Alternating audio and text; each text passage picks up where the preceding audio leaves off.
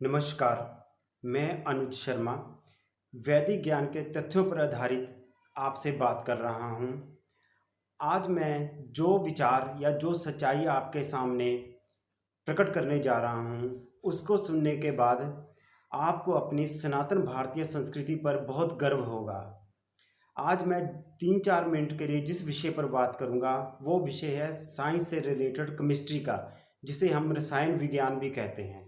सबसे पहले मैं बात करता हूँ इंग्लैंड में पैदा हुए जॉन डॉल्टन की। जॉन डॉल्टन ने 1808 ईस्वी में सारी दुनिया के सामने ये सिद्धांत रखा कि दुनिया में जितने भी ये पदार्थ हैं, ये सभी छोटे छोटे परमाणुओं से बने हुए हैं और दो या दो से अधिक परमाणुओं के मिलने से एक अणु का निर्माण होता है। और जॉन डॉल्टन से ही 2300 साल पहले एक भारतीय आचार्य हुए हैं। उन आचार्य का नाम है आचार्य कणाद, जिनका जन्म गुजरात के द्वारिका के आसपास किसी गांव का बताया जाता है। आचार्य कणाद जी ने अणु परमाणु के सिद्धांत के अलावा गति का सिद्धांत जो 3 प्रकार का होता है, उसके अलावा डिमेंशंस का और मेजरमेंट के जितने भी सिद्धांत है, उन सब का वर्णन उन्होंने अपने ग्रंथ में किया हुआ है।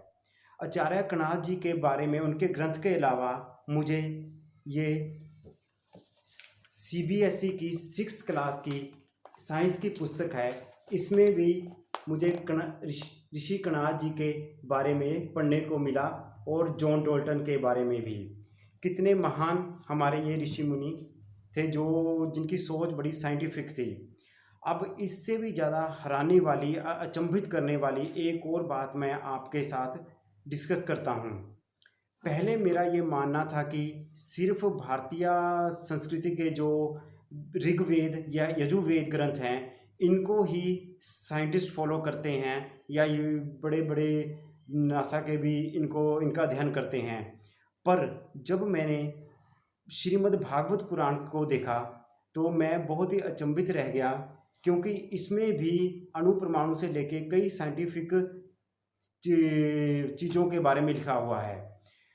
भागवत पुराण जी की कथा तो हर नगर गांव में होती है, पर हमें कभी किसी से ये सुनने को नहीं मिला कि इसमें भी 1-2 अध्याय ऐसे हैं जो पूरी तरह से साइंटिफिक है।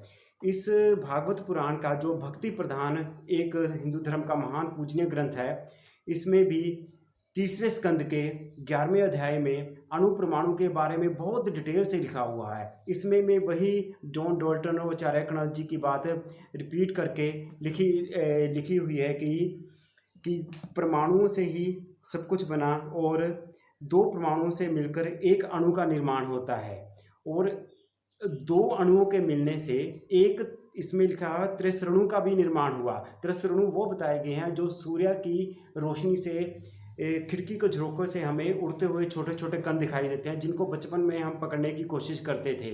इसके बाद इन्होंने इसमें सूर्य की गति और आगे सृष्टि का विस्तार वगैरह ऐसी कई बहुत ही ज्ञानवर्धक चीज़ें बताई हुई हैं। मतलब कहने का कि इतने महान हमारे ये सनातन धर्म के ग्रंथ हैं।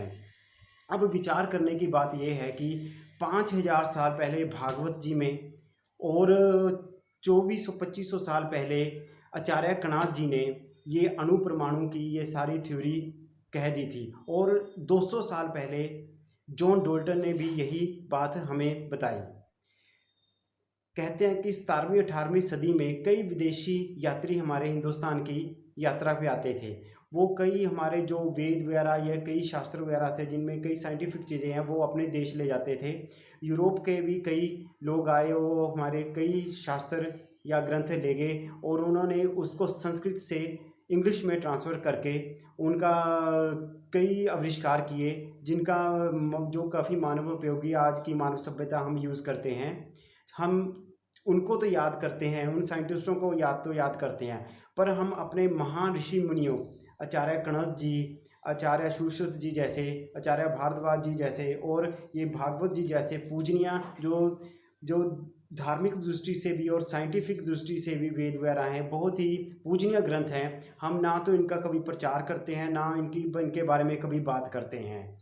तो मैं सभी से निवेदन करता हूँ, ये जो सच्चाई है आचार्य कणाद जी की या भागवत जी की, तो इसका हम प्रचार करें और इसको भी और अपने सनातन धर्म की सच्चाई भी हम सभी को बताएं।